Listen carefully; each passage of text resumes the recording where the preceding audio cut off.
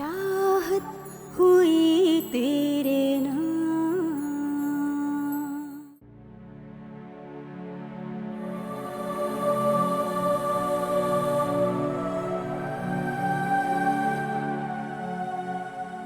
मुझे तो बहुत डर लग रहा है अम्मी। पता नहीं वो आपके साथ क्या सुलूक करें। बेटा इसमें डरने की क्या बात है? हमने कोई उनकी चोरी नहीं की है, बल्कि हमारी औलाद उनके पास है। तो कह रही हूँ अम्मी आप अकेले मत जाए ना। हाला, मैं जाऊं मुन्ने को लेने नानू के साथ? अम्मी मैं आपके साथ चलती हूँ। इस बहाने में अपने वारिस को तो देख लूंगी ना एक नजर। नहीं हिरा, मैं तुम्हें इस तरह वहां नहीं जाने दूंगी। अशर तुम्हें छोड़ के गया है तो लेने भी वही आएगा। मुझे नहीं लगता अम्मी अशर मुझे लेने आएंगे। को अंदाजा नहीं है अम्मी अशर ने मुझे कितना बेइज्जत किया। और जब तक जोया उस घर में कभी अशर को नहीं भेज रही थी। वो तो अपने मकसद में कामयाब हो गई ना। तुम परेशान ना हो, माँ की दुआ में बहुत असर होता है। और तुम देखना, मेरी भी अल्लाह जरूर सुनेगा और अशर तुम्हें खुद लेने आएगा। अच्छा अब मैं चलती हूँ, अल्लाह हाफिज। हाला, नानू वारिस को ले आएंगी? पता नहीं। और आज के बाद मेरे घर में दाखिल मत। अशर मैं अपने बच्चे की माँ हूँ, कैसे दाखिल ना हूँ? तुम जिसकी माँ हो उसको पालो। और रही बात इस बच्चे की, अशर तो इसकी माँ मौजूद है। नहीं हाँ से जोया इसकी माँ है। नहीं तो अशर नहीं, आप मेरे बच्चे को लेकर नहीं जा सकते। अशर अशर अशर अशर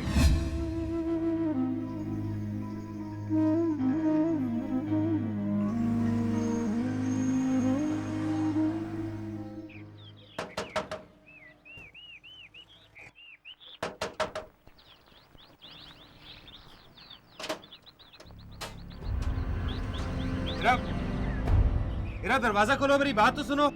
मैंने कहा जाओ यहाँ से। मेरी जिंदगी बर्बाद करके तुम्हें अभी तक सुकून नहीं मिला।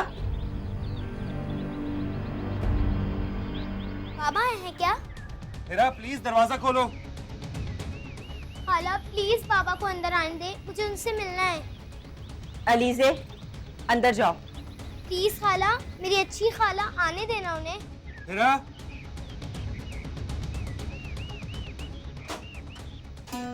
बाबा अंदर आए। थैंक यू बेटा, आज आपकी वजह से बाबा के लिए दरवाजा खुल गया। तो क्या आप मुझसे मिले बगैर चले जाते?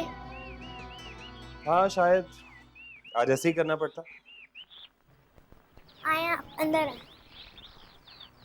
अच्छा फरीद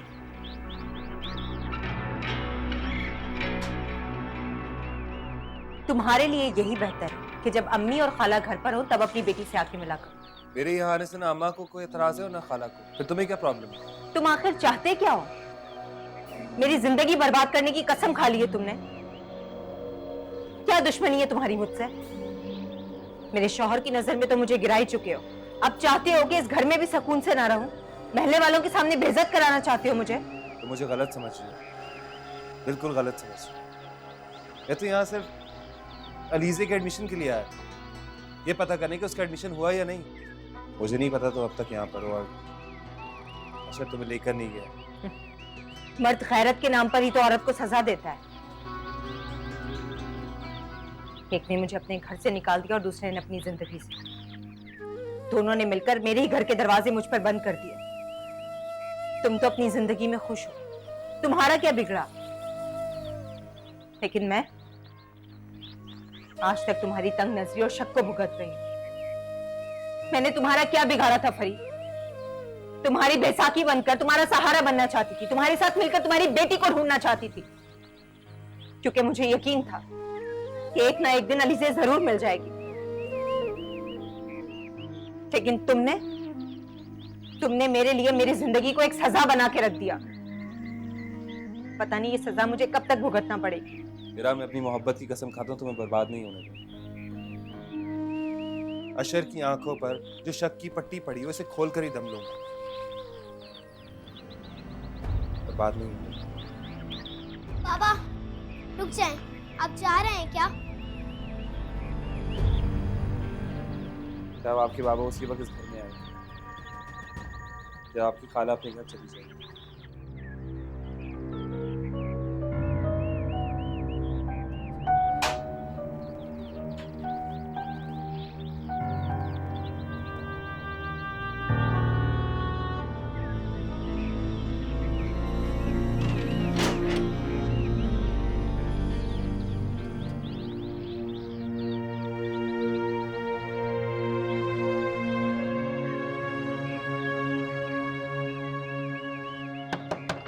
हाजी कौन है भाई? आते हैं।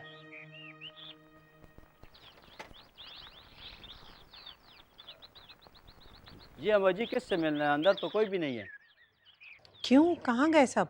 वो बेगम साहब अनूरे के साथ वारिस बाबू को लेकर अस्पताल गया है। क्या हुआ वारिस को? उसको बहुत तेज बुखार हो रही थी जी। किस अस्पताल में है?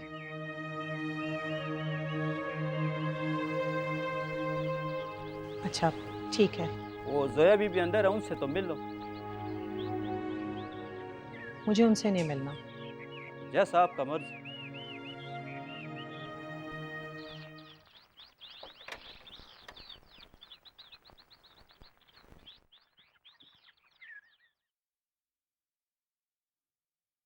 अस्सलाम वालेकुम जी। वालेकुम अस्सलाम। किससे मिलना है आपको? जी मेरा नाम फरीद है, मुझे अशर साहब से मिलना है।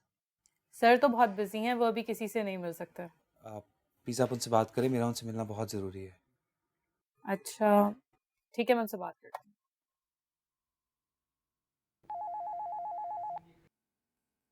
जी सर एक साहब आपसे मिलने की जिद कर रहे हैं। कौन है, क्या नाम है उनका? जी वो अपना नाम फरीद बता रहे हैं। ठीक है भेज दो। आप अंदर जा सकते हैं, सर ने आपको अंदर बुलाया। Thank you.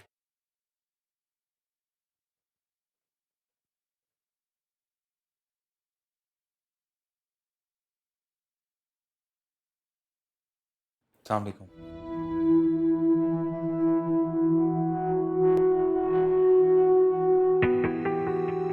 तुम अब क्या करने आए यहाँ?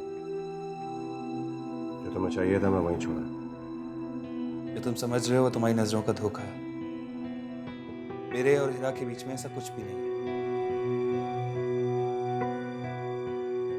मेरी नजरों का तो या फिर सही वक्त पे सब कुछ साफ साफ नजर आ गया। अगर तुम्हारे और हीरा के बीच में कुछ नहीं था तो तुम उसे चुप चुप करके मिलते थे। मैं तुमसे यहाँ पर यही कहने आया कि हीरा के किरदार पर शक मत करो। हाँ ये बात सच है कि मैंने हीरा को बहुत टूट कर चाहा है, लेकिन वो मोहब्बत हमेशा ही एक तरफा थी। उसने मुझसे कभी मोहब्बत नहीं की। वेरी नाइस, कहानी बहुत अच्छी बना दी तुम जिसे कहानी समझ रहे हो वही हकीकत है। तभी उसने अपनी बहन के मरते हुए तुमसे शादी कर ली। तुम मुझसे कह रहे हो तो तुम्हारी मोहब्बत एक तरफ। हीरा ने मुझसे सिर्फ एक मजबूरी के तहत शादी की थी, और वो मजबूरी अलीज़े थी। एक लम्हे के लिए अगर मैं तुम्हारी बात मान गई तो मुझे ये बताओ कि वो तुमसे छुप छुप कर क्यों मिलती थी, जबकि अलीज़े को उसने अपने पास ही रखा था। और मैंने अलीज़े के अपने पास रखने पे कभी भी उसको कोई ऑब्जेक्शन नहीं था। और फिर तुम्हारे कहने पे मैंने अलीज़े तुम्हारे हवाले भी कर दी। हीरा का साथ मैंने अलीज़े के मामले में हर मामले में दिया, और आखिर में उसने मुझे धोखा दिया। जाओ फरीद, तुम मुझसे शादी कर लो। किस्मत तुम्हें मौका दे रही है, मैं उसे छोड़ दूंगा। तुम ऐसा कभी नहीं करोगे अशर। तुम हीरा को तलाक नहीं दोगे। देखो फरीद, ना हीरा से मुझे मोहब्बत है ना ही मेरी चाहत है। उससे शादी मैंने सिर्फ मजबूरी में की थी। तुम क्या समझते हो? तुम हीरा को छोड़ दोगे, उसको तलाक दे दोगे तो मेरे पास आ जाएगी, मुझसे शादी कर लेगी? नहीं अशर, वो ऐसा कभी नहीं करेगी, और ना मैं कभी ऐसा करूंगा। क्यों क्यों नहीं करोगे उससे शादी? क्योंकि मैं ऑलरेडी शादीशुदा हूं। मेरी एक बीवी है, बच्ची है, अपनी फैमिली है। अशर, हीरा तुम्हारी है और हमेशा तुम्हारी रहेगी। देखो फरीद, मुझे वैसे भी हीरा की जरूरत नहीं है। मेरे पास मेरा बेटा है, एक प्यार करने वाली बीवी है। तुम हीरा की फेवर ना ही लो तो बेहतर चलेगा। जाना तो मुझे है ही, लेकिन जाने से पहले क्यों ना तुम्हें एक असलियत बताता जाऊं कि ठीक है कि जोया तुम्हारी बीवी है, लेकिन वो तुम्हारे बच्चे की मां नहीं है। वो कभी भी तुम्हारी औलाद को एक मां का प्यार नहीं दे सकती। ओह शट अप विल यू। तुम्हें मैंने कहा था कि जोया के बारे में एक गलत लफ्ज बर्दाश्त नहीं करूंगा। बर्दाश्त तो तुम्हें करना होगा, क्योंकि आज वो सच मैं तुम्हें बता कर जाऊंगा, और जोया का सच बहुत ही भयानक और कड़वा है। जानते हो तुम क्या कह रहे हो? अच्छी तरह जानता हूं क्या कह रहा हूं। तुम सिर्फ एक बार मेरी बात सुनो। अगर मैं गलत हुआ तो तुम जो चाहे सजा मुझे दे सकते हो। ऐसा कौन सा सच है इसको बताने के लिए बेकरार हो? बोलो। मैं एक्सीडेंट में माजूर हो गया था, उसके बाद ये शहर छोड़कर चला गया था। मैं ठीक होकर यहाँ पर वापस आया तो मुझे एक मॉल में जोया मिली थी, और उसने मुझसे कहा कि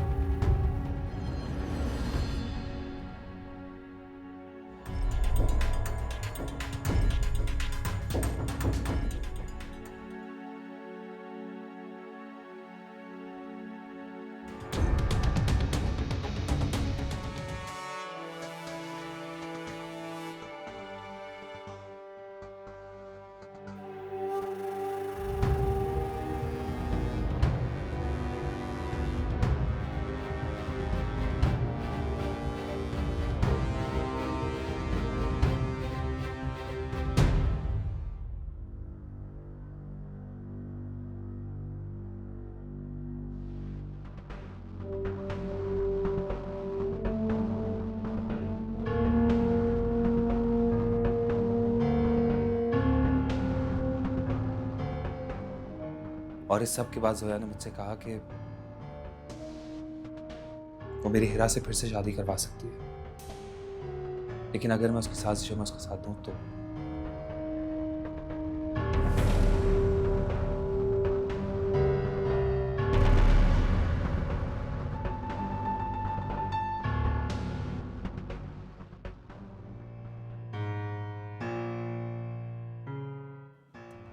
डॉक्टर साहब ठीक है ना? जी माशाल्लाह बेहतर है। मैं कुछ मेडिसिन लिख कर दे देता हूँ। जी, मैं ज़रा अशर को फ़ोन करती ठीक ठीक। हूँ। इसका ख्याल रखना।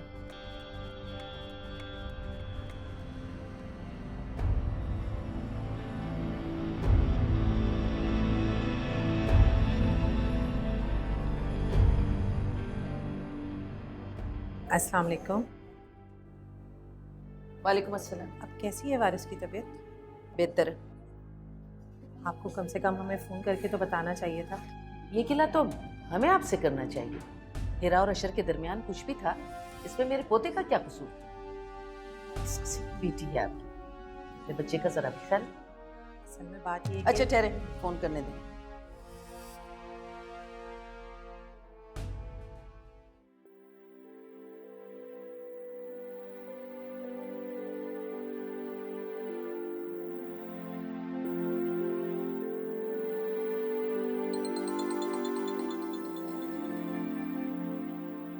जी मामा। हेलो बेटा, वो वारिस को हॉस्पिटल लेके आई। क्या वो सब खैरियत? हाँ, उसकी तबीयत ठीक नहीं थी इसलिए। आप जोया से बात कराएंगे? जोया नहीं आई है, इसीलिए तो मैं उसे लेके आई हूँ। वो घर पर है।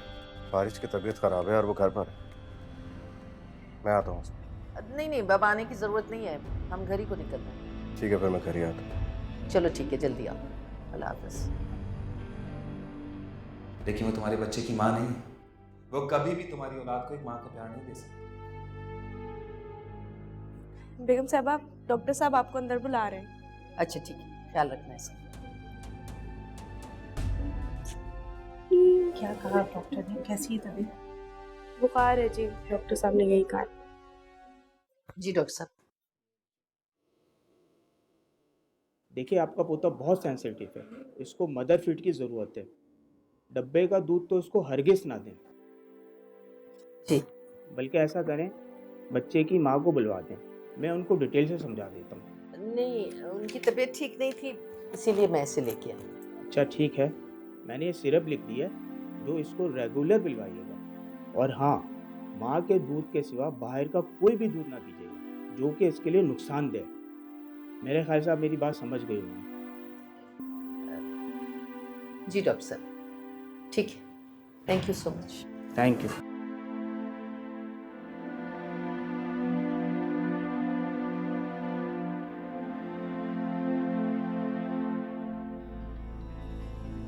क्या कहा डॉक्टर ने?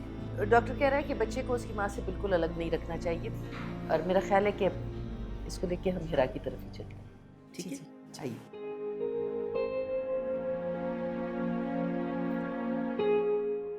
चाहत हुई तेरे